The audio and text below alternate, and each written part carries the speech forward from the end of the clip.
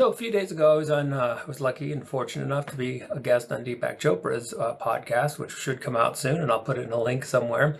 And we got into, as you might imagine, some pretty interesting discussions on consciousness and what it means to be human. And so I thought I'd do another video on that because one of the things that came up is the thinking mind, which I've been doing so many videos on because it represents a world, a reality that so many of us get into. So when I talk about the thinking mind, I'm talking about taking reality and breaking it up into categories. And we do this all the time, most of us.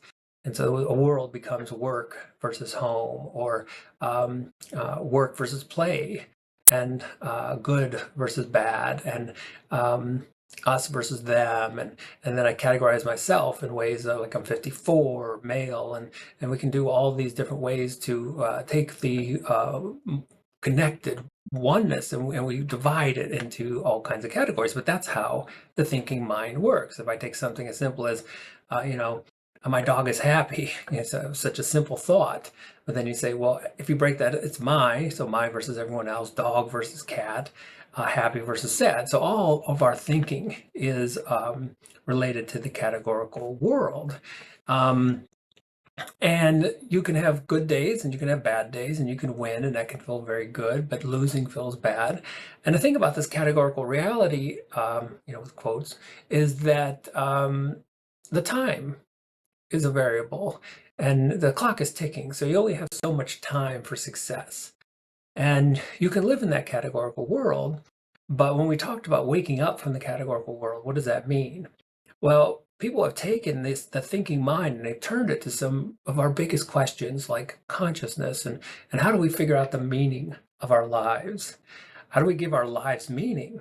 And the point is that you can't, or you can try to do this, but it simply doesn't work because consciousness, the meaning of our existence. Well, let's talk about those two. Okay, are they different? Well, actually, they are the same thing. When you find consciousness, you find the meaning of our existence because consciousness is our existence. And that becomes really obvious once you get beyond the thinking process.